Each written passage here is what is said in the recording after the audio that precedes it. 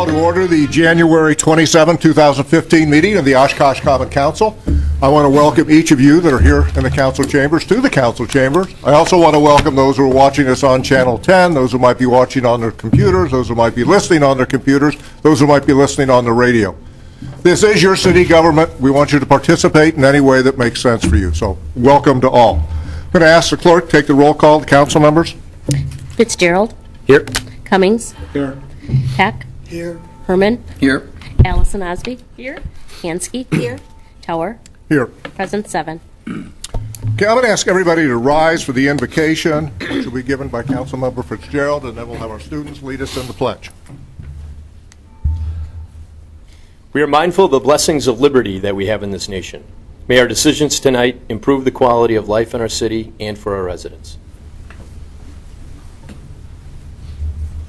I pledge allegiance to the flag of the United States of America and to the republic for which it stands, one nation, under God, indivisible, with liberty and justice for all.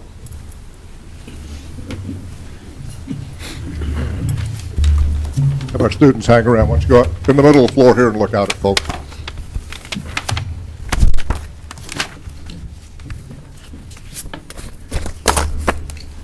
We do want you to know that we appreciate you doing the pledge for us tonight. Appreciate you coming over.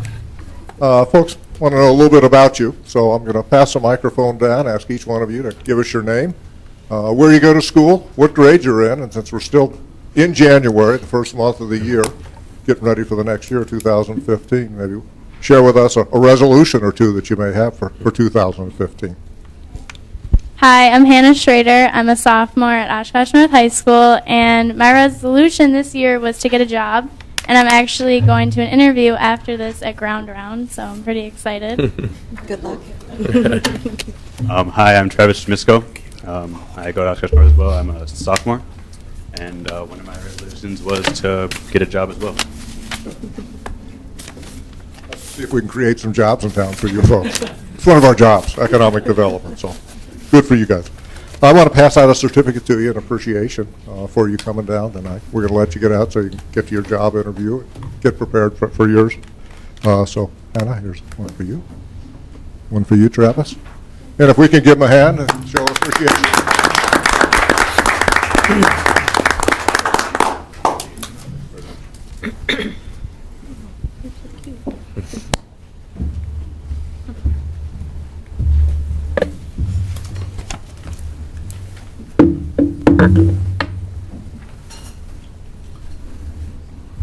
Okay, next item on the agenda is citizens' statements to the council. This is an opportunity when citizens can come forward to the microphone, which is open up there, and maybe make a comment they'd like to make about the city. It might be a positive comment, something you feel good about going on in the city, or you may have a concern with respect to the city. Either types of comments are welcome up here. We do have a few rules. If you do come up to the microphone, we ask that you give your name, your address, limit your comments to no more than 5 minutes. Don't speak to anything that's on the agenda. There'll be opportunity to do that later. Speak directly to the council, and no electioneering. So if anybody would like to come forward, come on up. Okay, that takes us to the consent agenda. Consent agenda is made up of items that the administration feels are non-controversial in nature, and as such, they're presented to the council as a package for passage. Either a citizen or a council member wants to remove a particular item from the consent agenda, all they have to do is ask, we'll remove it from the consent agenda and consider it separately. The way this process is going to work is I'm going to read through all these items. If you'd like to speak to a particular item on the consent agenda, please come forward to the microphone, and you can make your comments as I read that particular item. Once we get through reading through and getting citizens' comments, the consent agenda will come back to the council for some discussion and possible approval. Okay, I'll begin reading through. Approval of the minutes presented by the Finance Director. Resolution 15-31, rescind personal property taxes for A, PJ Productions, 1601 Oregon, B, the Golf Vault, 752 North Main Street. Resolution 15-32, award bid for liquid odor control for wastewater treatment plant for 2015 to Evoqua Water Technologies, LLC. Resolution 15-33, approve spotlight designation for property at 1402 Mount Vernon Street as requested by Oshkosh Winnebago County Housing Authority. Resolution 15-34, approve initial resolution for special assessments, contract number 15-14, Snell Road sanitary sewer, grade, and gravel and asphalt pavement. Resolution 1535, approve distribution of Fisk Gallup trust funds by senior services divisions for medical services to income qualified citizens. Resolution 15-36, approval of amendment to engineering services agreement with AECom Technical Services, Inc. for construction-related services for the National Guard Armory area, stormwater detention basin. Resolution 15-37, approval of amendment to special event, Oshkosh Fast Club to utilize Reed's Diamonds at Menominee Park for their Greater Raider Open, May 29, 30, and 31, 2015. Resolution 15-38, approve waiver for Kavanaugh's carriage to allow horses in the city through December 31, 2015. Resolution 15-39, approve combination Class B licenses, agent change, combination Class A license, special Class B licenses, operator licenses, taxicab license, and taxicab driver license. One more chance to come forward if you want to speak to any of those items. Seeing no one come forward, I'll bring it back to the council for discussion and whether or not anybody would like to have anything removed from the consent agenda. Any questions? Mayor, Yes, Mr. Herman. I'd like Mr. Davis to come forward. It's reference Resolution 15-33. It's a significant removal of property that's been an eyesore for the city for quite some time, so I'd just like to have a little bit of information provided to the citizens and to the council, because it is one of our abandoned warehouses on the northeast side of Oshkosh that will be torn down and hopefully rehabbed. Yes, it is. The Housing Authority recently purchased the property, so they do own the old factory. Their plans right now are to use the existing building that's on the south side. They're looking at rehabbing that into residential. And the part that's partially demolished on the north side, that they think there's some commercial use potential out of the buildings on the north side of the property. So it's a mixture of residential on the south side and commercial on the north side. And they're hoping to use the spotlight determination that we can give them in order to, for them to access some state or federal funding to help pay for those improvements. Okay, and this borders 4 different streets in the city of Oshkosh? Yes. Let's see. Custer on the south side, Grand on the east side, Nevada on the north side, and Harrison there on the west side. So So it's an entire block.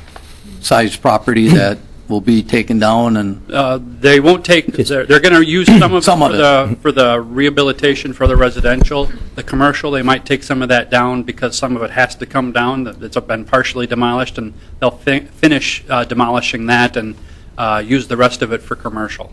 so either way, it's getting rehabilitated. Yes. All right, very But good. I can offer, I'm on, from the Housing Authority's perspective, Okay. can offer a bit of additional detail to that. It's yeah, there's some very nice historic woodwork and brick and some of the timbers that are holding the structure up that we're looking to maintain. The Housing Authority is also looking to sell historic tax credits associated with it, so there is a need to keep a good portion of the structure up. But the part of this designation that's going to be vacating the street here is allowing, the property is about 4.8, 4.9 acres. In order to secure these state and federal funds that Mr. Davis was talking about, there's a requirement that the property be a minimum of 5 acres. So this is going to put them over that 5-acre mark, and that's why it was critical for the Housing Authority to vacate this portion of the street. But both commercial and some nice reuse of affordable housing in the community once this project is completed. Excellent. Thank you. Mr. Cummings. Thank you, Mayor. For those who have lived here a long time, they remember that was once the Waite Carpet Company. Yes. And it evolved into, I think, Lennox Candles, and then it's been sitting idle for decades. Mm-hmm. Okay, any other questions? Just a clarification, Mr. Mayor, this isn't, the street vacation actually went, I believe, last meeting. Oh, This is okay, the this is spot, the, okay, spotlight. sorry. But it is a combination. It's It needed is, for that yeah. project. Thank you. Yes. Same project. Appreciate that, Ms. Thompson. I'll clarify. Okay, any other comments on any of the other items? If not, I'll ask for a motion for approval of the consent agenda as presented. Second. Okay, opportunity for any further discussion or questions by council members? Seeing none, I'll ask the clerk to take the roll call vote on the consent agenda as presented to the council. Fitzgerald. Aye. Cummings. Aye. Peck. Aye. Herman. Aye. Ellison Osby. Aye. Pansky. Aye. Tower. Aye. Carried 7. Okay, there were no items removed from the consent agenda, so that takes us to a pending ordinance. And again, I'll read this ordinance. If anybody here would like to come forward to the microphone to speak to this ordinance, feel free to do so as I read it. Ordinance 15-40, amend Section 614, rabies vaccination to allow veterinarian technicians to administer rabies vaccine. See no one coming forward, I'll bring it back to the council for a motion and a second. So So moved. Second. Been moved and second. Questions, discussion? Seeing none, I'll ask clerk to take the roll call vote on ordinance 15-40. Fitzgerald. Aye. Cummings. Aye. Peck. Aye. Herman. Aye. Ellison Osby. Aye. Pansky. Aye. Tower. Aye. Carried 7. Okay, that takes us to a new ordinance. A new ordinance has to be read at 2 consecutive meetings. In this particular case, this is the first reading, so there'll be no action taken by the council tonight, but I will read it, and if somebody would like to comment on it at this point, then feel free to come up to the microphone to comment on it. And then if any council members want to make any comments about it, they may, but it will come back at the next council meeting for formal approval or consideration of approval. Ordinance 15-41, approval of changes in leased parking in the Recreation Department lot. Would I like to come forward to speak to it? Seeing no one come forward, no council members have any particular comment on it, I will move forward to new resolutions. Okay, new resolutions. I'm going to make a few comments about that. I'm going to read this and then I want to make some comments. Resolution 15-42, approval of combination Class B licenses. Okay, the way we're going to do this, essentially, is there are some licenses out there. There are 3 licenses that are currently available.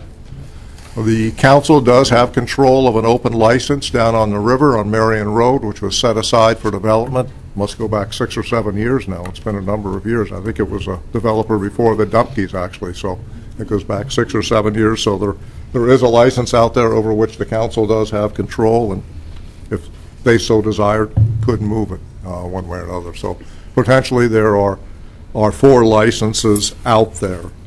The council has indicated a couple of things. They want to also consider future economic development with respect to licenses, and whether or not decide whether or not they may want to hold one or more. What we've done is told people who filed for licenses to come forward tonight. I see representatives of a number of the groups out there appear to be here tonight. I'm going to ask those individuals to come up. I'll go through the order on here that's on here and talk about what your plan is if you get the license. One of the things the council is particularly concerned about is making sure that people have sound plans for what they're going to do with the license. Council is concerned on kind of the economic development, on things like jobs, tax base, income, those kinds of things with respect to licenses. After people have had an opportunity to present their information, when they come up, after they present their information, council members can ask any questions they want to ask. And then when we've gone through all 4, I'm going to ask the council what their desire is to do with respect to the licenses. One option would be to identify 1 or more licenses that they would like to give out tonight. And so there would be a motion and a second on a particular organization to award a license. The decision may be to think about the presentations tonight and bring the licenses up for consideration at a future meeting. I assume that's okay with the clerk, so I will be asking the council for their desires. If a license is not awarded tonight, it doesn't mean it wouldn't be awarded at some time in the future, as the case may be. Okay, we okay with that process? Mm-hmm. All right. First folks would like to have come up, see in the back room, Gardina's Wine Bar and Cafe. If you'd like to come up to the microphone and talk to us about what your plan is. If you get a license. My name is John Carlson. I reside at 405 South Old Oneida Street, Appleton. Just a bit of history. We came before the council about 6 years ago to seeking a license for Gardina's, which is at 448 North Main Street. It had been a vacant building, and much the same as the proposal we're bringing forward today. We built the kitchen. We have operated the restaurant since 2009. Very happy being downtown. The opportunity to rent 421 North Main Street came up. It's a building that's been vacant for 2 years. It is essentially 4 walls. We're looking at doing something similar to what we've done at Gardina's, and that would be to build out a kitchen, a bar, a typical restaurant, in the same manner and fashion that we've done Gardina's.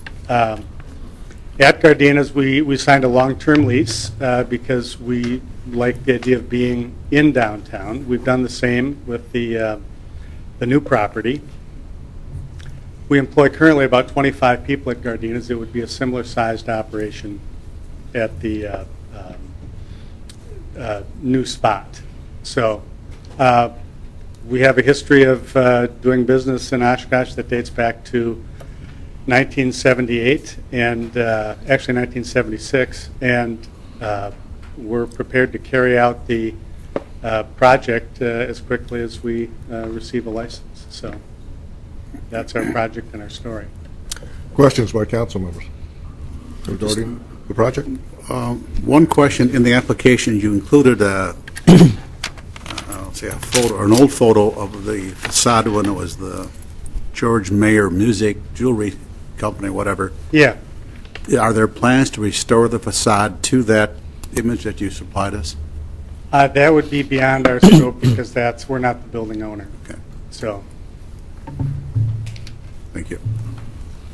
Mr. Carlson, you had indicated wanting to implement kitchen facilities. Is there I'm recalling the inside of that building, I don't know that there's anything there right now. Is that going to mean putting in exhaust? Yes, it would. Yeah, other kind it would of be a food preparation? complete build-out, a substantial investment. I know Mr. Allen could answer this as well, but the zoning with where that building is located is appropriate for We've engaged it? the building inspector as well and had architectural people look at it, and it appears that it'll... You'll be able to do that? Okay, great, thank you.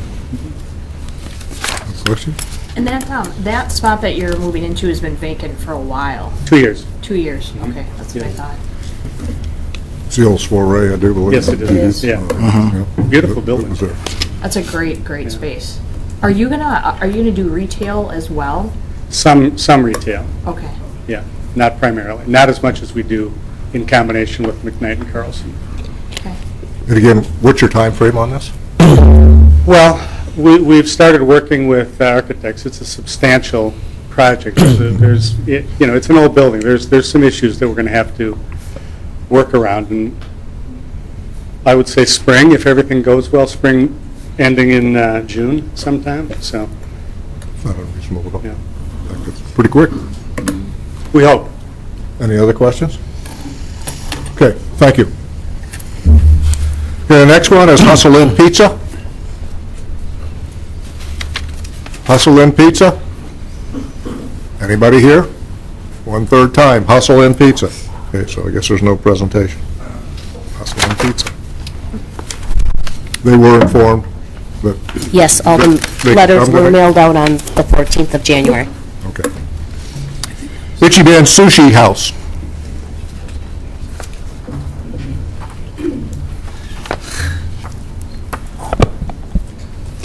Thank you for this opportunity. I'm from... Could we have your name and address, please?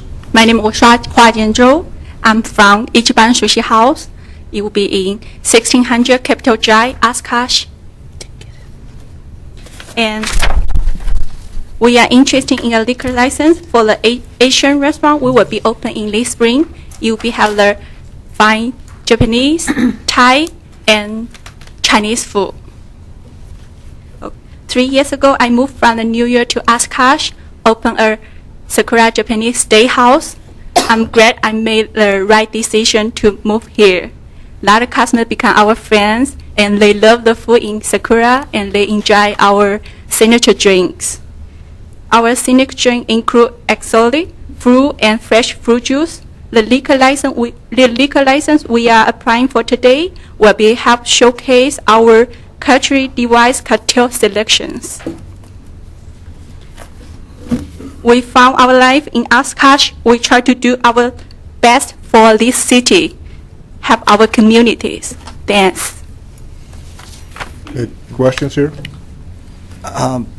The building, which building is this? The building was the Asian Garden Buffet before, Okay. by Target. Okay. Yeah.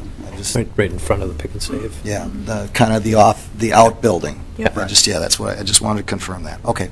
Thank you. Hang on, just a second. There may be some more questions, yeah. How many seats, what's your capacity in there, in the restaurant? The total seats for customer will be around 120 to 130, and for the bar area, around 10 seats. Okay, great, thank you. How many employees do you have at the current location? At Secura, and then how many would you have? Are you currently operating over at 1600 Capitol Drive? I think, yeah. How many employees do you have at those locations? I think in the Sakura we have right now, I think around 15 to 20, include part-time and the full-times. And we're looking for the same in our new restaurant. Okay, thank you. Thank you. Thank you. Any other questions, comments? Okay, thank you very much. Thanks. Appreciate it. The Payne Arts Center and Gardens.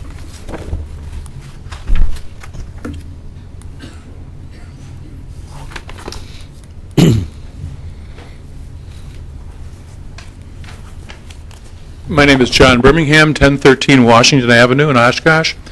I am a supporter, I hope, of all things that are good in Oshkosh, and tonight I'm appearing in front of you in support of the Payne Arts Center and Gardens application for its liquor license. I am a longtime supporter of the Payne. I found out last week that I am timing off the board because I've been around so long. I'm a past chairman of the board, and I have with me tonight Michelle Rector and Aaron Scherer, who are on the Payne staff. And I thought there were a couple of points that I'd like to address the council about. We all know that the Payne is a real gem in our community. We all know that the Payne does a significant amount for the arts and the quality of life in Oshkosh. But as you know, the Payne has recently constructed a conservatory which is used not only for Payne internal events, but as rental space. Primarily, our rentals at the Payne are for weddings. We do about 40 weddings a year at the Payne, and this is an interesting fact that I didn't know until preparing for tonight, and that is that of those 40 weddings, 30 of them represent a bride and a groom who are not from Oshkosh. The Payne is a destination place, and when you add the economic impact of people coming to the community, we then need to look at hotels, caterers, florists, hair place, wedding service places, cake places, all of the places in Oshkosh where our customers spend their money to come to Oshkosh for their destination weddings. The Payne has a beer license right now, which enables us to serve wine and beer. We would like to expand the offerings to the people who rent our facilities by having a liquor license to enable our caterers to serve alcohol at these functions. We're not by any means looking to open a bar to hang a neon sign in the window that says Miller Lite. We're here just to provide this extra service to the many, many people who come to Oshkosh to use the Payne. And fortunately, while they're here, our numbers show that they spend a lot of money. Those details can be brought to you both by Michelle, who is our events coordinator, our wedding coordinator, and Aaron. So if you don't mind, I'll turn it over to them. Probably questions at the end would be most appropriate. I'm Michelle Rector, the event manager at the Payne Arts Center and Gardens. I've been here at the Payne for 8 years. What's your address? We need an address for you, Michelle. Okay. 1431 Congress Avenue. And couples contact me when they're considering the Payne as the venue for their wedding.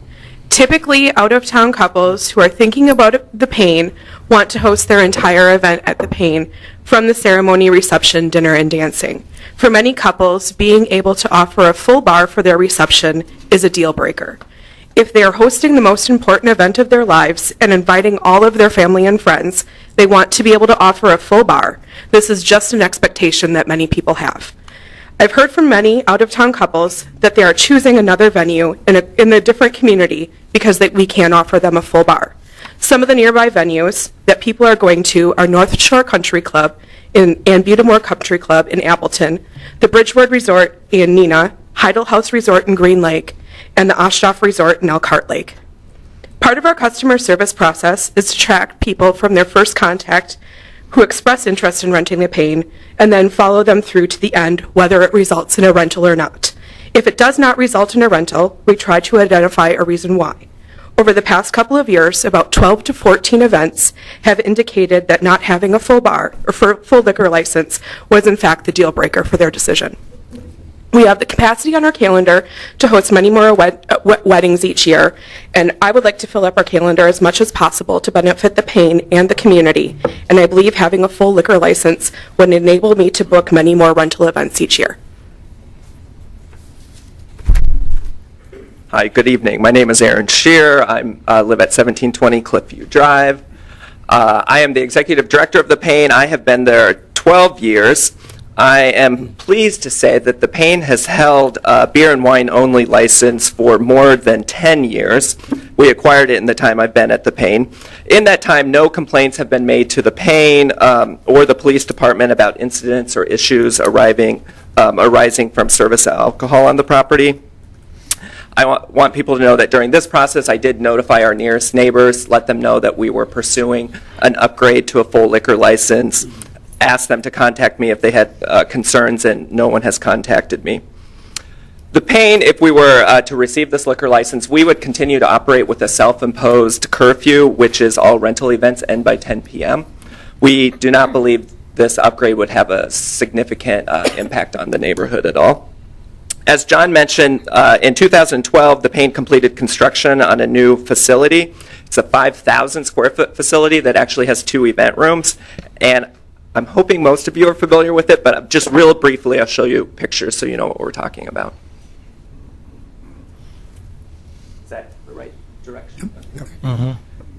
So in the background there, you see the carriage house, which is the original structure, which was entirely renovated. And then closest to you, you see the building we call the conservatory. And the conservatory is new construction. And then the windows and door in between is the entrance and where the restrooms are. And I'll show you a floor plan. Let me see. So we're really set up to offer events here. That's what this facility was designed. Paying events, certainly a lot of community events. Hopefully you've been to a few, but also rental events. The largest room, the conservatory, is 2,000 square feet. The other room, the carriage house, is 1,000 square feet. So you see those kind of on either side there. Then just the entranceway and the handicap accessible restrooms in between. And then to the far side, we do have a catering kitchen, which is where we would operate the bar out of. Just show you quickly pictures of those rooms. This is the carriage house room, again 1,000 square feet. We can seat about 90 people for dinner in there. It is set up for dinner here. Here it's set up for a cocktail reception. You see the bar in the background. Then there's the conservatory. Here it's set up for a dinner. It's set up for 150 people. We can seat up to 180 people in this space. And then there it is set up for a cocktail reception. And we can easily do a cocktail reception for 200 people in this space. I hope the pictures demonstrate that we did our best to create a high-end facility that would draw people to Oshkosh. We really wanted to represent the quality of the Pain, but also to create a venue that would be really stand out in Northeast Wisconsin and would bring events to the Pain and to Oshkosh.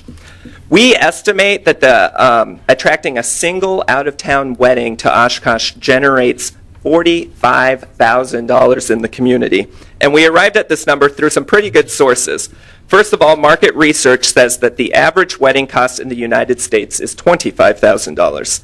The average cost in the Fox Valley is $23,000. In surveying weddings at the Payne, we found that couples hosting events here tend to spend more than average, closer to $30,000 in total. In addition, using stats provided by the Department of Tourism, we estimate that out-of-town guests attending a wedding spend an additional $15,000 to $20,000 total during their visit here. This includes all of their hotel rooms, their meals, shopping, and services. We believe we can attract as many as 12 additional out-of-towner weddings to the Payne each year, which will generate as much as $500,000 in increased economic impact in Oshkosh. I'm sure you know the Payne is a private nonprofit organization. We receive no funding from the City of Oshkosh or Winnebago County. The Payne is supported through a spectrum of sources, and rental and beverage income is a key source of annual operating income. A full liquor license would enable the Payne to generate more rental and beverage income to support the care of the historic property. And we also believe strongly that a liquor license will help us be more competitive in the valley and attract more events and generate more income in Oshkosh. We believe it's a tool, and we're hoping you'll give us that tool so we can, again, both generate income to support the Payne and bring more dollars to Oshkosh. Thank you. Questions? Questions, comments on the Payne presentation? Mr. Shearer, out of all other banquet facilities in the community, there's an imbalance that the Payne is on compared to say EAA or the convention center. I could probably make a list of several that have that full liquor license. Do you know of others? I know you cited EAA in your letter. EAA and the Grand, we said, are very comparable because they're cultural institutions that also do rental events, and they both have liquor license. But as well, then, from LeSure's Banquet Hall to the Waters to the Convention Center and the hotels and the university, they all have liquor license as well. So the Payne is really kind of the only premier it's the only facility I know that's trying to do what we're, in that business that does not have a liquor license. Great, thank you. Other comments or questions, or really questions at this point? Come back. I guess not. You did a good job. Thanks. Thank you. Thank you. Okay, folks. Mr. Mayor, kind of open at this point for discussion about how we want to go forward. Yep. I just have a couple questions from the last council meeting that maybe got answered. We were going to find out the status of Timbuktu's liquor license. Did we find anything out about that? And then we were trying to find out if Mr. Schwab had made any decision on the liquor license connected to the tallies. Any decision on that either? We found any information? Because that would be 2 more liquor licenses up. Yeah. We cannot count on those liquor licenses because the process for Timbuktu is just now getting started. And that's still, we can't presume, and we advise you don't presume that liquor license is available because they have to go through a revocation process before that's done.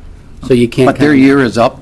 Their year is up, and in accordance with the council's direction, staff is beginning the process to do that. We have to write up, what's the term that you use? Complaint. A complaint that they haven't complied with the liquor license. So we still have to go through that process. There'll be a revocation proceeding before council. So all that has to go through, you have to hear what they have to say and determine whether or not revocation is appropriate or not. So we can't count on that one. Right. What's the time frame on that process? I anticipate serving it next week, the complaint, and it would come before the next meeting. But again, they'll have an opportunity to present their case. You don't want to prejudge, or we can't at this time determine how that is going to turn out. Okay.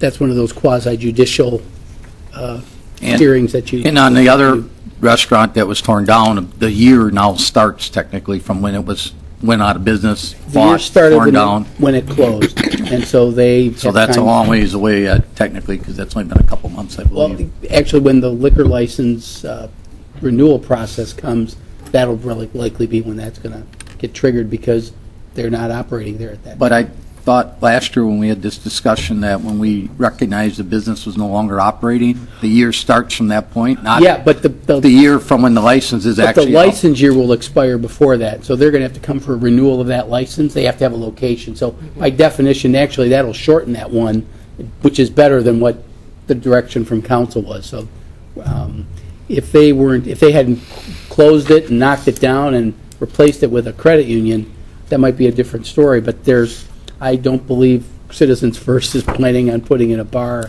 in their credit union, although you never know. But I'm guessing. Full service credit union, I guess. I suspect they're going to have to come back with some alternatives, but time will have to dictate that. Okay. In the case of the tallies, there's no building there. Who owns, or does the license go with the address? The hole in the ground, or the owner? It's to the address. Who does own it? Who's the license holder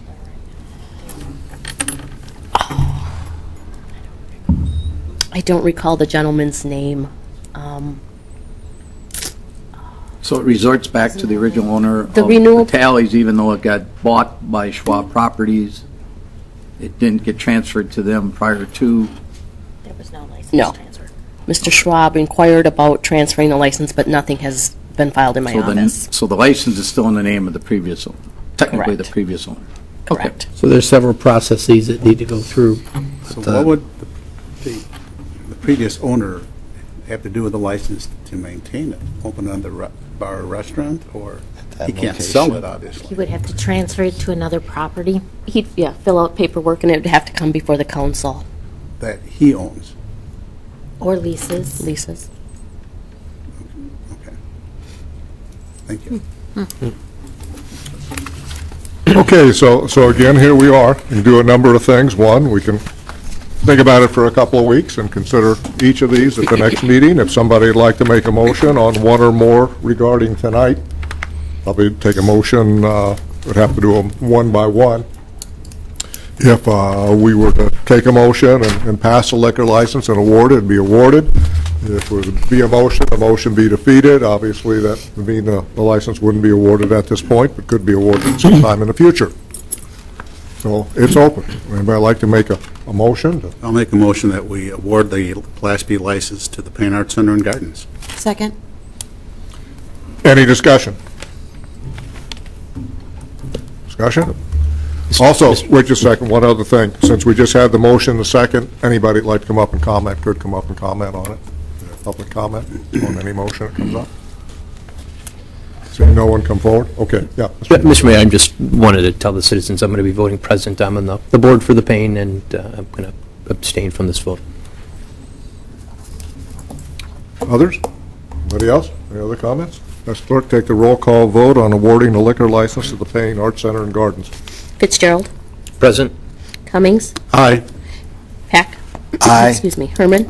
Aye. Allison Osby. Aye. Pansky. Aye. Tower. Aye. Carried 6-1 present. Okay, that license has been awarded. Further motions at this time? I'd like to make a motion to move forward MC&C Sales Gardena Wine Bar and Cafe. I have a little bit of concern. I am going to move it forward that we are now getting so many of that type in that area, but I'm going to move the motion forward. Motion, is there a second? Second. It's been moved and second. Now you can make your comment. Okay. Yeah, I like their business plan. They've obviously done a great job at the old Wilson's company, and I think they're going to do a great job at this facility. But I'm getting a little concerned that we have a concentration of that type of facility in the central city now with, Peabody's, Bar 430, quite a few of the other restaurants down in that area are all kind of doing the specialty thing. But I do think that they are focusing a little bit different with the micro beers and things, so that their clientele will probably be a little different than some of the other places. So I will support it, and that's why I brought it forward. Okay, yes. Allison Osby. Sure. I support this as well. Ms. Wolk had actually reached out to me, and we had a discussion about what they were doing. And I guess, Councilor Herman, you have a point, but on the flip side, too, with the discussions of what they were looking at from an architectural standpoint inside and what they were going to do, it is different than gardenias, and with all of those changes and kind of taking that historical and making it a little more urban, I think it makes it a destination. And I think with more and more businesses coming in and with what's going on downtown and on the riverfront, I think it's one more reason for, more people to come more to the central city. So I'm in full support. And keep in mind that this building has been vacant for 2 years now, so finally get something in there. It's never a bad idea. Other comments? I concur that. I think, yes, we are getting a higher concentration of specialty businesses, but I think that's exactly what we want and what we need for our downtown. And I think I'm certain the business owners vetted all the due diligence they needed to ensure that they're not putting themselves in a precarious position to go out of business. And I'm sure this will get the neighboring specialty business owners to up their game a little bit as well. So I'm in support of this development. And I will sort of support it as well. It falls in line with what we're doing now with starting to get up and running with historic tourism. It's filling one more historic building on Main Street. So I think it's a very positive for the downtown. Let's make a final comment, and again, in response to Mr. Herman's, as has been said before, I think we get a number of facilities downtown that it becomes an entertainment zone in the evening, and I think it's going to help all. The risks are taken by the individual owners. Somebody could lose out relative to the others, but the risks are taken by the owners. But I think it'll draw more people, so hopefully the rising tide will raise all the ships down there. So that's my hope. Okay, let's take the roll call vote. I support this as well. You look at downtown Appleton, you look at downtown Neenah, you have a vast array of eateries, restaurants, and that type of thing. And it seems that one begets another one. So I support this as another destination to downtown, and this can help springboard additional activity in there, in that area. Okay. Any other comments, questions? Seeing none, let's take the roll call vote on awarding a liquor license to Gardenia's Wine Bar and Cafe. Fitzgerald. Aye. Cummings. Aye. Pack. Aye. Herman. Aye. Allison Osby. Aye. Pansky. Aye. Teller. Aye. Carried 7. Okay, further motions? Mr. Mayor, I'd like to make a motion to award a Class B liquor license to Ishiban Sushi House. Is there a second? To it, Sean. Sorry. Beat me to it. Sorry. Second. Anybody like to come up and make any comments about this? Seeing no one come forward, come back to council for comments, questions? Just, go ahead. You go first. All right. We'll try and make Man, I can't believe- don't have much of a voice. Again, I support this. I mean, here's a business that is located there presently. This is the second business that they've brought to our community. This will only help to, help them to grow their business. And again, if we get people coming into that area, we'll get additional development in that area. We're looking at the Walmart, the Sam's Club in there. So this is an area that we have targeted for additional development in Oshkosh. So I support this. And I just add, they're already operating, as the other two applicants that we've already awarded tonight, a very successful Class C operation that I think is deserving of expansion. I know you're moving forward with it because I just saw the incorporation come through the state listing last month, and it'll be in a business magazine next month. So, and it looks like the work is going on there. So, I wish you success with that new endeavor. Other comments? Questions? If not, I'll ask the clerk to take the roll call vote on the issue of license. Ichiban Sushi House? Fitzgerald. Aye. Cummings. Aye. Pack. Aye. Herman. Aye. Allison Osby. Aye. Pansky. Aye. Tower. Aye. Carried 7. Okay, so we've awarded 3 liquor licenses. That means that there's not an open liquor license out there. However, there is at least one liquor license out there over which the council does have control. If no development comes along earlier, the council's indicated that they'd like to make sure that we have something available if there is a development. It's just so great. We want to make sure that it works. So there's that, and we'll see what happens later, huh? Just for bookkeeping purposes and for motions, we never actually moved the resolution onto the floor. So our suggestion would be we move the resolution, move to, with the exception of B, item B on it, and take a vote on the resolution then as amended. Just As amended, so these are considered to be amendments, and Right. Okay. that's why I need help. That's why you're here. I move that we approve the resolution 15-42 with the striking of the subparagraph B for Hustle and Pizza. Second. Moved and seconded, we'll provide an opportunity for people to come forward once again to make any comments they'd like. Don't see you raise the microphone, so we'll bring it back here. Any comments? Just a quick a procedural question for maybe from Ms. Lawrence or Ms. Hubrick, but would that applicant, would their application still be in the pool for any future liquor license that might come available, or how does that process work? I'm going to contact the gentleman and ask him if he is still interested in a liquor license. Okay. Okay. In which case it would be. Okay, great, thank you. Any other comments, questions? Seeing none, I'll ask clerk to take the roll call vote on Resolution 15-42 minus Hustle and Pizza. Fitzgerald. Aye. Cummings. Aye. Peck. Aye. Herman. Aye. Allison Osby. Aye. Pansky. Aye. Tower. Aye. Carried 7. Okay, it takes us to Resolution 15-43, approve plan development for bank development southwest corner of Pearl Avenue and Jackson Street. If anybody would like to come forward to speak to that, the microphone is open.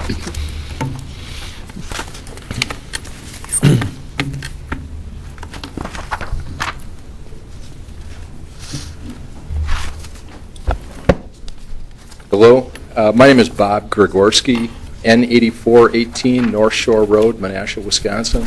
I'm a board member for Bank First National. I'm here to represent their interests with regard to this project. My name is Bill Aubrey. I'm at 2014 Shawnee Lane, Oshkosh. I'm from Hoffman Planning and Design. I'll be brief, and then we'll allow any questions that you want to ask us. We've appeared before the RDA. This is a TIF project, and some of you are already familiar with it. So we appeared before the RDA and obtained an option to purchase this property on Jackson and Pearl. And since that time, it's been about a 6-month period where we put together a bank plan and a design that's very much a prototypical design that we use in other communities. It's very similar to a building that we've already built in Sheboygan, and it's bigger, but similar to a building that's going up in Two Rivers and one that's in Appleton also. I'll just put this on the overhead.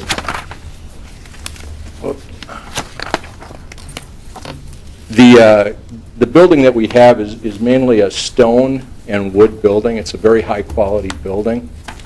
It's about an 8,000 square foot major downtown branch building. It's not a typical suburban building is in the 4,000 square foot range. This is going to be a downtown branch that will replace the existing downtown facility. These are just some more elevations of the building. This is a massing study, just so you know. It's not. Let's speak to the microphone, so there'll be people watching on TV and they need. All right, this is a massing study, not the final design. The design will follow the prototype design with the stone and the wood. This is intended to convey the massing and positioning on the site, materials in the general form of the building. So the final design has to go back to the Plan Commission for elevation approval. I just want to show one thing, and this is in regard to, well, we don't have to show it. You guys know the site. The Marion Road site is a contaminated site. It's a cap site right now. We have to do any building there on geo piers. The site also has a number of physical constraints. Number one, there's a utility easement about 40 feet in width that runs through the property about at this angle right here, if you can see where I'm going. It has cross easements that have already been recorded against the property for the two neighboring users, the existing Morton Pharmacy building, which is abandoned, and the AdCom building that's also on the site. It also has biofilters for the contamination collection, which are already existing. The majority of the biofilters actually fall on this site. So what we've tried to do is we've tried to put together a site plan that not only works well as a bank plan, but also works well to fit with your Marion Road guidelines. And if you guys look through the packet, you'll see in there that although we tried to meet most of the guidelines, we couldn't meet all of them. And I would argue to the council that nobody can meet all of them. Some of them are archaic. Some of the floor area ratio calculations are impossible to meet. And they were drafted up in 2003, and they're not, they're impossible. Put it that way. We have a 10% floor area ratio in this building. Your guideline calls for a 65% floor area ratio. If you just use some common math, our building is 8,000 square feet. To hit 65%, we'd have to do 6 of our buildings. So you say, okay, you could stack them. You'd have to go 6 stories, 8,000 square feet apiece. We currently have 49 parking spots on this site, and the site is tight. To do 6 times 8, 48,000 square feet at 5 per 1,000 parking ratio, we'd have to hit 250 parking stalls. We'd need the Morton site and the AdCom site to hit a 65% ratio at 6 stories. So it doesn't make any sense. I would argue to you that the existing Morton building right now, it's a 0.19. It's a 15,000 or 14,000 square foot building. If you divide by the acreage, you'll come up with a 0.19. The previous proposals that came before the council that were approved back in 2009 for a 2-story mixed-use building, 0.19. So ours is 0.10. The reason for that, obviously, is we're single-story. We're a bank. We don't really want residences above our building. But what we've tried to do is create other things to create acceptance to the guidelines. We worked with the city. The city actually suggested some fence, stone and metal fencing along the front edge and landscaping to protect the parking lot area, which we incorporated into the design. We incorporated a park seating area at the corner of Pearl and Jackson, which again was a recommendation of the city, which we thought was a great piece. We've tried to turn the building numerous times, but instead what we did is we created the drive-through as an architectural feature, and you'll see if you have that. We have a head-on shot that kind of shows a little bit of, it's a wood canopy and stone material that actually blends in very well with the building. So we're trying to do the right things to make this building look great on the site. And I would tell you this, that and we've said this to both the RDA and the Planning Commission, we think that the building is better than what's there, a lot better.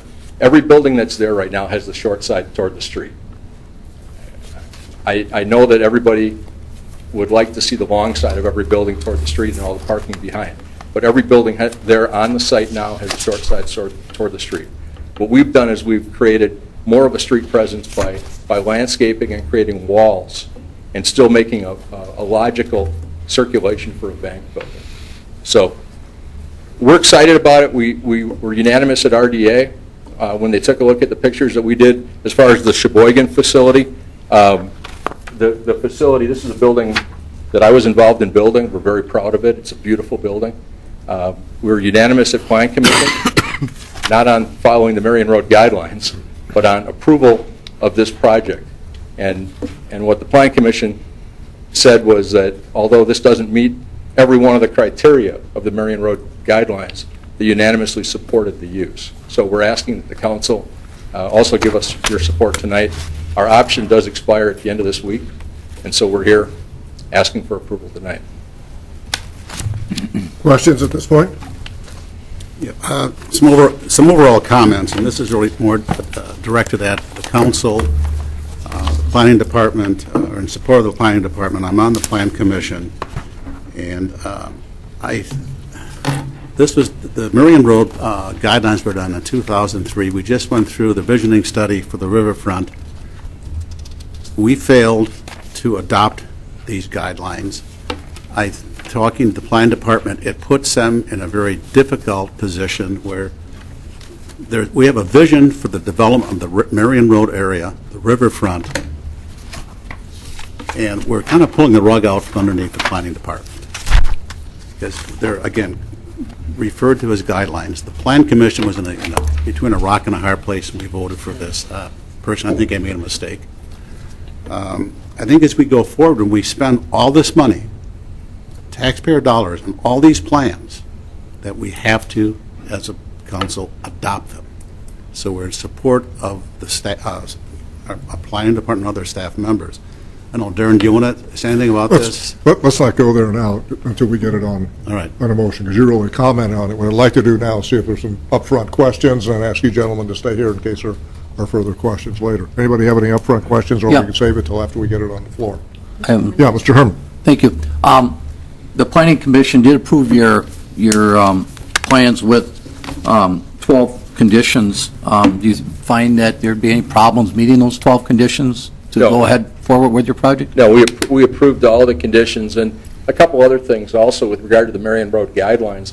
I think they found that we met 5 of the 8, I think, and I think there's 3 of them that weren't met. We came back later and said one of them was getting the building up to 25 feet rather than 24, not a problem.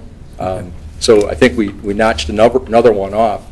The one we can never meet is the floor area ratio, and I would ask you, I understand that there's guidelines out there, but I'd ask you to look back at 2009 and read through the other proposals, and you'll notice that nobody ever mentioned floor area ratio.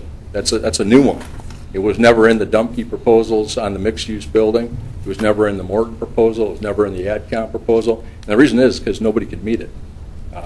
It's not a common sense proposal. The other ones make sense. I mean, I get the other ones, and we've tried our best to try to. The design standards of the Marion Road guidelines, I think, are really important, and I think we've tried our best to meet those, but we can't do multi-story. And remember, to do multi-story here, you're going to need underground parking. We have to do geo-piers that barely pierce the surface of this site. You can't do underground parking on this site. So, again, I get what you want. I get that they want a 50,000 square foot building with 250 parks underground. It's impossible on this site. It can't be done. So we think this is a great use for the site. Any other questions? Right now, these gentlemen, I'll ask them to stay here, so take a seat in front if you would. Anybody else like to come forward during the public comment on this particular project? If not, I'll ask the council for a motion on Resolution 15-43. So moved. Second. It's been moved and seconded. Okay, now we can open for discussion. I'm going to ask Darren and Mr. Davis to come up too, because also I'd like Mr. Davis to comment on the TIF part of it, and then Darren more on some of the planning commission. So both of them would come up forward. In fact, maybe Mr. Davis, you might comment on the TIF portion, which hasn't been commented on here, but there are some things with respect to the TIF portion so people understand it. So why don't you let him go first on the TIF part, and we'll come back to the planning part. This property is located in tax increment district number 21. That projected quite a bit of value, if you recall, when it was created for a large hotel entertainment type complex. In the meantime, the value has been less than was projected.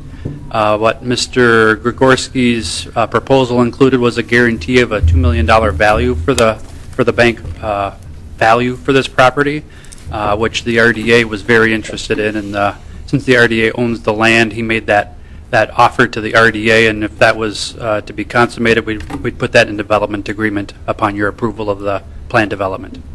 Okay, thanks. That's sort of an aside from the other part, but it was mentioned. I think people need to understand that $2 million guarantee again. Okay, folks, we can ask questions. Darren, sir, what would you like, Steve? Mr. Birch, you've been involved in all these studies that Mr. Cummings kind of referred to.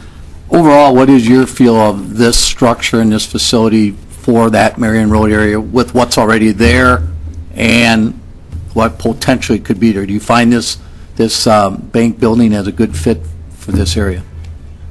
I'm asking your expert opinion. Well, somebody's who's been involved with the creation of the TIF district, with the creation of the redevelopment districts, been involved with probably every step along the process.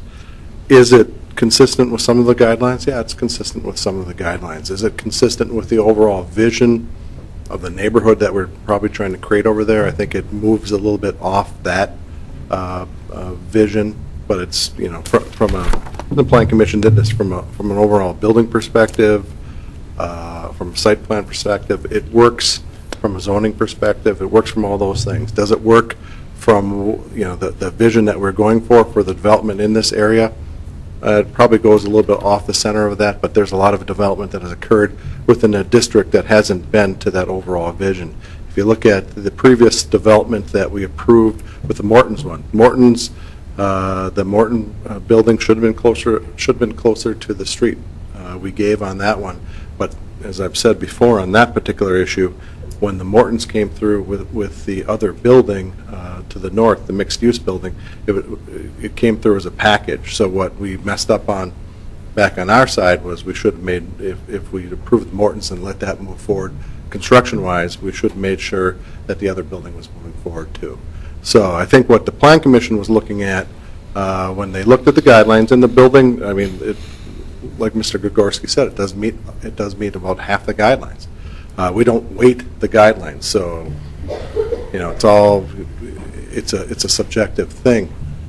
So you know, we looked at those. The Plan Commission looked at it, said, you know, it's generally not consistent with the guidelines, but because, and what Mr. Cummings said, we've never really went through the process of adopting these guidelines, and that's really where we kind of dropped the ball. We should have had these guidelines adopted. And then one of the reviewing criteria under the plan development is conformance with comprehensive and adoptive plans. So without us actually going through the process and adopting it and vetting it, you know, missing the floor area ratio numbers like Mr. Gregorski had talked about, it really then does become guidelines. And I think that's what the Plan Commission was looking at. They looked at what we previously approved with Morton's. We looked at the fact that it's not an adopted plan. Took the guidelines, it met enough of the guidelines that the Plan Commission was comfortable in adopting it. Going forward, I think we're going to make sure that when we go to the expense of creating guidelines like this, we run it through the Plan Commission, run it through the Common Council for adoption. That way, if we get to this process, they have to actually seek, you know, exceptions to those rules, and those are actually harder to get than just meeting those guidelines. But, okay, the gentleman from Hoffman stated they could probably, no issues with the guidelines that the Planning Commission put out there, the 12 of them. You're comfortable with them too? I mean, you were at the meeting, but I know they were kind of put together by the Planning Commission and your staff. I'm pretty comfortable because we recommend them, so yeah. Okay. And do you anticipate further problems down the line? No. No, I think everything, all the conditions in there are doable. A lot of it's getting to a design review stage, and that's what we're, you know, when it comes to the downtown and riverfront area, as we move forward, I think we want to get more into a little more design review. So, so I think the conditions are very good. And then in the long range, and maybe either Mr. Davis can answer this or you can, a facility like this with the other facilities that are there, do you anticipate that this could help future development in that area? Now that a bank would be there with housing in the area, we'll be putting a new water tower in that area in the near future. Do you think that this will actually enhance it, even though it's not 100% of what we envisioned 20 years ago? Sure, I don't think you know, you're going to get an active use on the site. I don't think it's going to hold back something like that. Again, our original vision was something, you know, bank is your typical 9 to 5 use. After 5 o'clock it gets dark, so you lose some of that activity. So our idea going into it, and the market hasn't supported it, is we wanted, you know, activity there 24/7. That being said, a bank is a good use. It's an active use of the property. Banks do a really good job, and this bank has done a really good job with the architecture. So, you know, it meets a lot of those criteria for, you know, it's a high quality development. Right. Thank you. That's all. Other comments, questions? Maybe Mr. Cummings, you'd like to elaborate where you were before. No. You know, I think we've got to be cautious, and future councils have to be cautious going forward when we spend money on all these plans that we do adopt them. And just don't call them guidelines, because guidelines, we're just asking for confusion and problems and interpretation. So, shame on us, and you need better support from the council and the plan commission when we spend this money in these plans. So whatever comes from the riverfront visioning, I think we have to adopt that and move forward with that adopted plan. Ms. Allison Osby.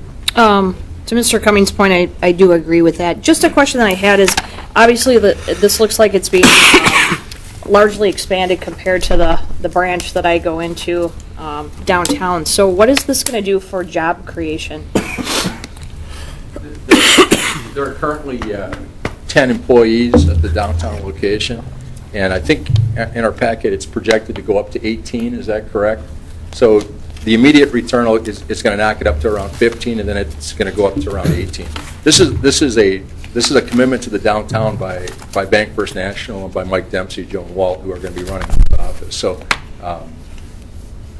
they want to be downtown. And are those additional? Are they full-time, part-time? Mixed. Okay. Okay, that's the only question I had. Other questions or comments? And let me just say also, the $2 million is increased in assessed value, so it's not, it's a true $2 million. Right. So RDA was very much into that, had that discussion. Any other questions, comments? Mr. Herman. No question, just a comment. I'm going to support this. I think this is a quality project. I think it's can enhance that area. It may not be exactly what we wanted. Years ago we wanted that hotel, motel, marina, but I think the more we can get developed on that site, this isn't quite on the riverfront, so that we still have room there. It may help with the Morton Pharmacy facility being closed, that there's something there. With residential properties down in that area with the apartment complexes, it gives them a bank. It looks like it's going to blend into that area very well as far as structure and design. So we love a perfect everything, but sometimes we don't get that, and yet I think that this adds to our TIF district that is lacking down in that area. So I think there's more positives than there are negatives, and I'm going to vote in favor of this because of that. Thank you. Any other questions, comments? Mr. Mayor, just a quick comment again.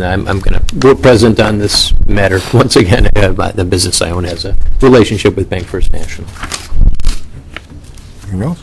We have one question. So we understand, are we voting on the final design, or is there some work to be done on the final design that will come back through the Plan Commission and the Council? There were conditions at the Plan Commission, I think, regarding signage and building elevations that still need to go back to Plan Commission specifically. Staff takes care of some landscaping and lighting requirements. Good, thank you. Answer your question. Okay, ask clerk to take the roll call vote on Resolution 15-43. Fitzgerald. Present. Cummings. Aye. Pack. Aye. Herman. Aye. Allison Osby. Aye. Pansky. Aye. Tower. Aye. Carried 6-1 present. Okay, it takes us to Resolution 15-44. Establish 2015 stormwater utility rate to $136.60 per ERU, and you can remind me what an ERU is. It's an equivalent runoff unit. It's basically the general size of a single-family home in square footage. Okay, thank you. Anybody like to come forward to comment on the change in the rate? The rate is about between a $13.50 and a $14 increase. I believe it was.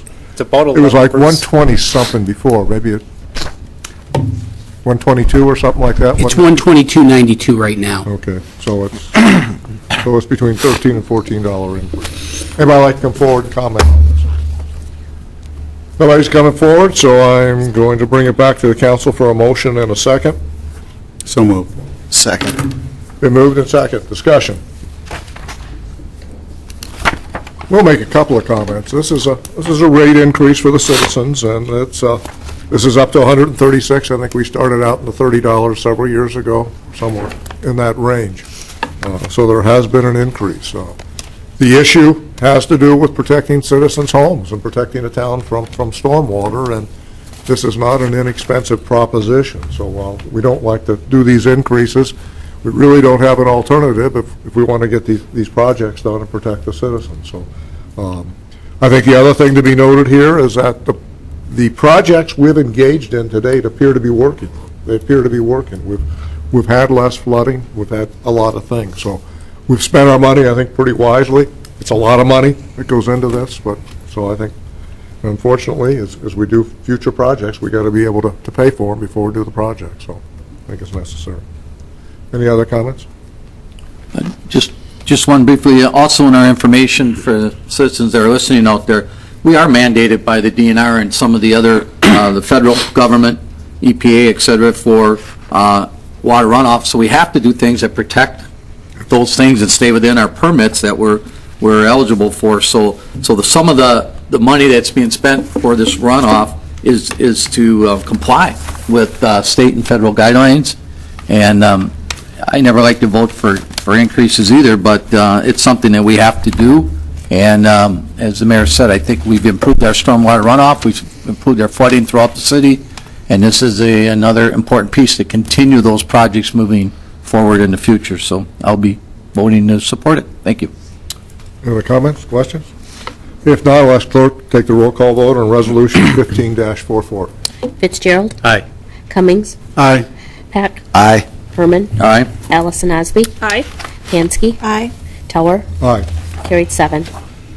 Okay, takes us to Resolution 15-45, adopt 2015-2000 strategic plan.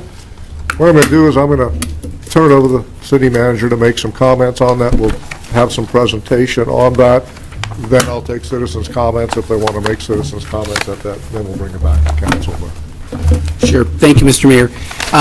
In your packet, you received a copy of the strategic plan identifying our 5 priority goals for 2015-2016, supporting economic development, strengthening our neighborhoods, improving and maintaining our infrastructure, improving our quality of life assets, and developing an effective, high-performing government. The first 4 are more external goals, and the 5th one is an internal goal. This is the result of the retreat that the council held with department heads back in the summer, and we refined it over the course of the last couple months, and took a little break with the budget, but after the budget was adopted, we wanted to make sure that it was aligned with the budget, and it is. Additionally, in your packet, the council received some copies of some metrics that we are looking to use. I can tell you that we're going to be using all of these metrics, but the reason I gave that to you in the packet was I'm really anxious to hear from council, not necessarily tonight, but if you could provide us input in terms of what metrics you would like to see on the dashboard for council itself, because we want to provide a regular report to council. Again, we're going to have all of these goals or all of these metrics keeping an eye on, but when we're talking about one that we want to feed you on a regular basis, we want to make sure that these goals are in there. And I would suggest that you'd want to take a look at a couple for every one of our strategic goals. So, say 2 for economic development, 2 for neighborhoods, 2 to 3 for neighborhoods, something that when we can put it together, you'll be able to take a look at it very quickly and easily. And quite honestly, we want you to share it with constituents. We're going to do everything we can to communicate it, but we want you to be able to I'm not necessarily think you're going to walk with it all the time, but when people ask you a question or something, you can refer to this rather easily because it'll be easy to read and you'll be able to look at it and essentially know what the key measures are that you want to talk about. There's a lot of things in here. We can certainly make some suggestions, but you can see that there's a lot that we can measure. And it's really interesting, over the 30 years that I've been involved in local government, 30 years ago, people were very hesitant to talk about these measures because they were viewed as sort of taboo. It's like you're pointing out weaknesses, and now everybody talks about it with a much more positive. Here's where we can improve. And that's really what our focus is. And the staff has embraced this. We really appreciate the feedback from council on that. So we're looking for feedback on that. And then finally, the last strategic plan, we developed some business cards that we were able to provide with council. Well, I can report to council that after 2 years, we ran out of those cards. I think the mayor finally tapped us out last week. He made a presentation. So we're going to unveil a new card, but a lot of it is, we've made a lot of progress with the previous plan, and so it's really more of continuing progress toward excellence in Oshkosh. And I think Mr. Fitzpatrick was looking for a color version, and I don't see him back here, so he's either trying to print it out or something, but it's in your agenda. You got the color version? Thank you, Lynn. Steve, if you do me the honor, thank you. This was in a black and white version was in your agenda, and it just doesn't do justice. Oh, you did get the color version. All right. Well, we want to unveil it to the public as well. This is the version of what we're looking at for the business card. It'll be cleaned up a little more, but the whole idea is that if you recall from the last strategic plan, we were kind of going through a construction zone, and there was a lot of analogies with that. But now that we've had some success in hitting some of our goals, now we're hitting the open road. We're still making a lot of progress. We're still making good time, but we need to keep our, stay the course, so to speak. And so the whole idea is continuing progress. Our 5 goals are there, and so we'll develop these business cards and redistribute them to council. And then we're going to work on a much larger version, similar to the one that you see in the lobby opposite the elevator right now. And we will have that ready for unveiling at State of the City like we did 2 years ago, and then we'll permanently place it in the lobby of City Hall for the remainder of 2015 and 2016. So with that, staff recommends adoption of the plan, and happy to answer any questions that you may have. Why don't you just mention the key goals there, the key areas there, just so people. The 5 priority goals, the 4 external goals are supporting economic development, continuing to strengthen our neighborhoods, improve and maintain our infrastructure, and improve our quality of life assets. Those are the 4 external goals, and the internal priority goal is to develop an effective, high-performing government. Okay. With that, I'm going to see if anybody would like to come forward to comment on the strategic plan process. Any comments people want to make? Seeing no one come forward, I'll bring it back. Council, and I'll ask for a motion second on the adoption of the 2015-2016 strategic plan. So moved. Second. Moved and seconded. Questions, comments on the strategic plan from council members? Make the general thing again. This was worked on last summer. I think it's appropriate. I think we did strategic planning correctly. Went through it. Got a lot of people involved, council and staff. Also, the plan itself not only has the major goals out there, but sub-objectives, and clearly identifies those kinds of objectives, and then talks about the implementation strategies to go along with them, which I think is great. Too many strategic plans will have a few goals without all the backup to it. Second thing that I think's been really good, the council has done and insisted on is publicizing it, I think putting it downstairs so everybody can see it when they come in the building. A lot of strategic plans go in a drawer, never get followed up on. I know I found the cards to be very helpful to talk to a number of groups, and I always take them and pass them out. And actually, people do strategic planning kind of like that idea. Maybe it'll catch on elsewhere. So I think it's good. I think we've done a good job. The final thing is the council has repeatedly asked for, and as you mentioned, we'll get reports on the strategic plan as we move through the year. And budgets will be developed in accordance with aspects of the strategic plan. So, anybody else wants to make other comments? Just one quick comment. What was refreshing for me was, having gone through this process over a lot of years, was both council and staff basically was on the same page. So I thought that was phenomenally refreshing. I think we all felt that too. That we're all headed in the same direction. Okay. Any further comments? Looks like no, so I'll ask the clerk to take the roll call vote on Resolution 15-45, adopt 2015-16 strategic plan. Fitzgerald. Aye. Cummings. Aye. Heck. Aye. Herman. Aye. Allison Osby. Aye. Pansky. Aye. Tower. Aye. Carried 7. I'll just make one final comment.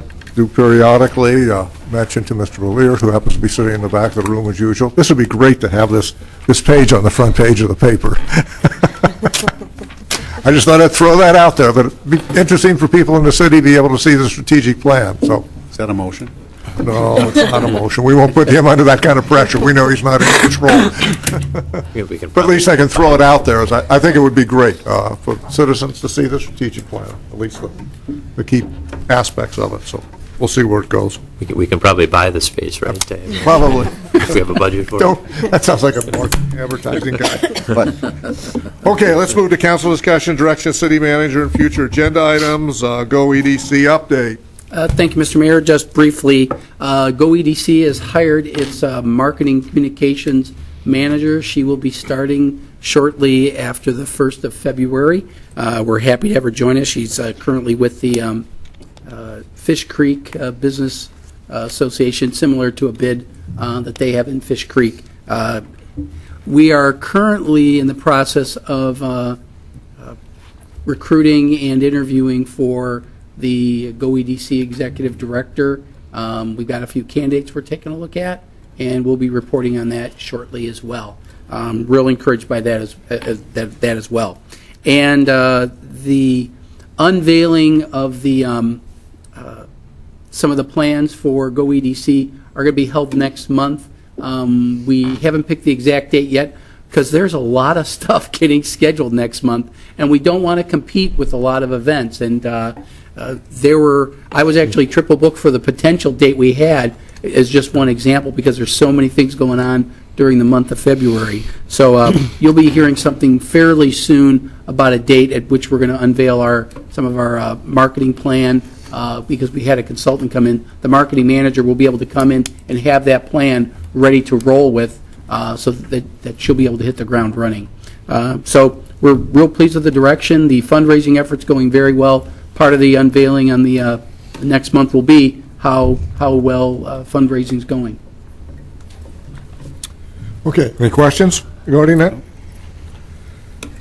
Okay, future agenda items, meeting with the Oshkosh Area School Board on February 11th at 6 o'clock. Any further comments on that? Are we still okay with that time and date? Just one. I will be out of town on vacation that week, well, starting actually that day, so I will not be able to make it. Anybody else? I will work with Ms. Larson as we that is our long-range finance meeting that evening, but I will work with Ms. Larson because Ms. Allison Osby and I can't be two places at one time, so we'll work with the long-range finance committee to change our meeting to accommodate this meeting. Okay, and we'll meet with the school board, and that's at their meeting. We're going to their meeting. Yeah, this is a regularly scheduled workshop that they have, so they invited us. The council hosted them the last time we had a joint workshop several years ago, so they're just returning the favor. Okay, workshop tour of Public Works Field Operation Facility on Witzel.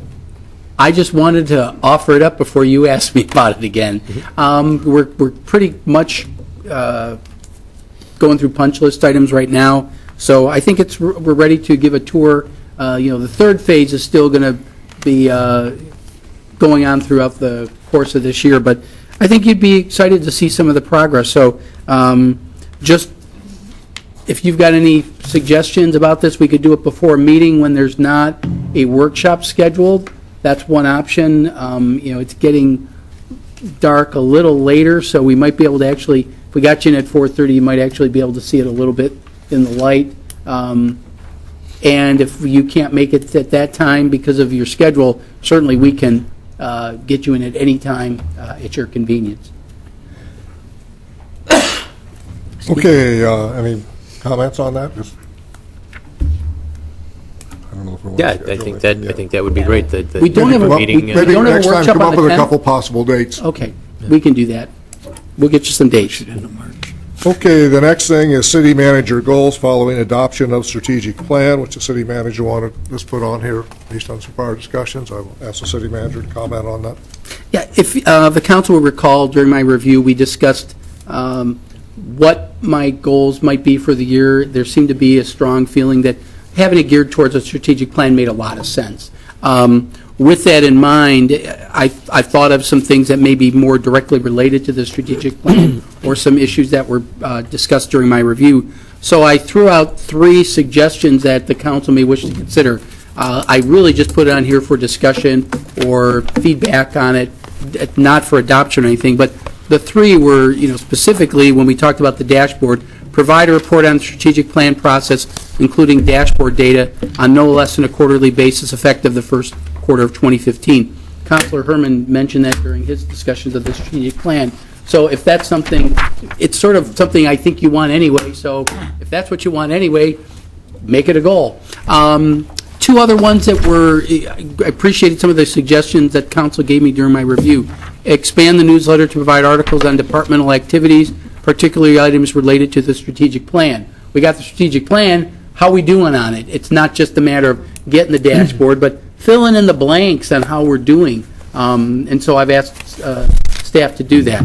Again, it's something I think is important, so given the feedback, I think it's a worthwhile goal. And then lastly, there was a tracking system to report on council requests and directives. A lot of things come out from council members either here at the meeting or just casually, and a mechanism to follow that up. And I've been working with Mr. Chapman on some of the software that we've acquired for tracking the dashboard data, and we think we can incorporate that as well. So I throw that out as some suggestions. Certainly, you don't have to limit yourselves to these, but I just figured at least to get the, prime the pump a little bit for any discussion. Or we can simply, go right at the strategic plan and focus on those. That's broader for a lot of departments, but happy to entertain any suggestions that you might have. Any thoughts on how to proceed? We do a number of things. We could schedule a closed session to discuss that. We'll leave it go, focus on the strategic plan. You don't want to do that, so I'll look for direction and thoughts of council members. Thank you, Mayor. I think these are 3 good bullet points. These are all 3 things that was brought up, as the city manager mentioned in his review. They come to the point, I think, that all council members want that information. We used to have kind of a chart that you would send out on projects that were going on, and we haven't gotten that on a regular basis. So I think that's out there. The newsletter, obviously, a lot of citizens read the newsletter, so that's another way to get that information out there. And council does make quite a few requests on your council directive and direction of staff, and so I think it makes sense to me and to move forward with these 3 items. And it's throughout the year, and as we did this year, if council chooses next in 2015 to do a semi-review, which we thought was a good thing, we could come up with some other things besides that. But specifically, I think these will work. At least they work for me. I don't want to speak on behalf of other council members. So, no, I think Mr. Roloff hit the nail right on the head. I mean, these were all things that we had talked about, during the review process. So obviously, Mr. Roloff was certainly listening to, what we had to say. So that's good news. One of the things too that we had talked about, and I don't know if we necessarily set it as a goal, but or somehow incorporate is, we had talked about, because Mark is incredibly busy as the needs of the city and as the city has grown, it's certainly placed some demands on his time, and how we can balance maybe having some of those community commitments maybe helped out by, perhaps staff, so that he's also available to staff within City Hall to help make sure that all these items that are on the strategic plan are helped execute. Any other comments? What we could do, I can throw out a couple things. One is sort of go with this understanding, being the understanding, and then have the 6-month review. Whoever would be elected to the position of deputy mayor would be responsible for doing a 6-month review to see if there's a need to do it. I think one thing that we have here with our strategic plan is a good strategic plan, and we'll have metrics. And I think if an organization has a good strategic plan with objectives and everything's kind of laid out there, that's basically what we're saying ought to be done. And it provides also accountability to us. We have things to measure it on, and that's what a strategic plan should do. Identify where you're going to go and set up metrics and have to which people can be held accountable. And I think by combining what we're talking about here with this approach, we'll be doing that with the strategic plan. So That makes sense. All right, then I assume unless somebody else makes another comment or decides to put something else on a future agenda, that's what we're going to do. I support that. Okay. strategy. If anybody, okay, we don't need to take a vote, but if anybody has a different view, they can always bring it up to the next council meeting, too. But I think I hear a consensus. I'm going to make one mention of something I didn't put on here because I actually had forgot about it. Tonight, we're actually in conflict with a program that's going on in the convention center tonight. I don't know how many people know about it, but I just want to make the public and others aware of it. There's a show called Around the Corner that's done on public television. I don't know how many people have seen Around the Corner with John McGivern. It's really neat. They focus on cities and the special things about cities around the state. And it plays on public television. And Oshkosh was selected, and John McGivern and his staff were up here interviewing a lot of us last summer, and then interviewing some people on the history of the city. So they've put together an Around the Corner program, and it's actually, they're showing it for the first time at the convention center tonight. It is going to be presented on television on Thursday night for the first time. There'll be replays after that. I'm not sure of the time. It might be 7. It's to be on public television. And I think it's going to be a great show about Oshkosh. John McGivern is a personality beyond a personality, and his staff worked hard. They were up here for several days this past summer and interviewed, to say, a number of people involved in the community, involved in government, and people who know a lot about the history of Oshkosh. So I would urge people to take a look at that show. Again, it'll be on public television. I think Thursday night, again, I don't have the time, but you could look it up on public television and see the exact time. 7 sticks in my mind, but I don't know that that's exactly what it was. I believe it is 7 o'clock. I did see something on that when I was watching public television the other night. There may be, I don't know, maybe somebody is, I don't know, Jeff, is somebody over covering that event tonight? Do you know? And so maybe it'll be in the paper tomorrow.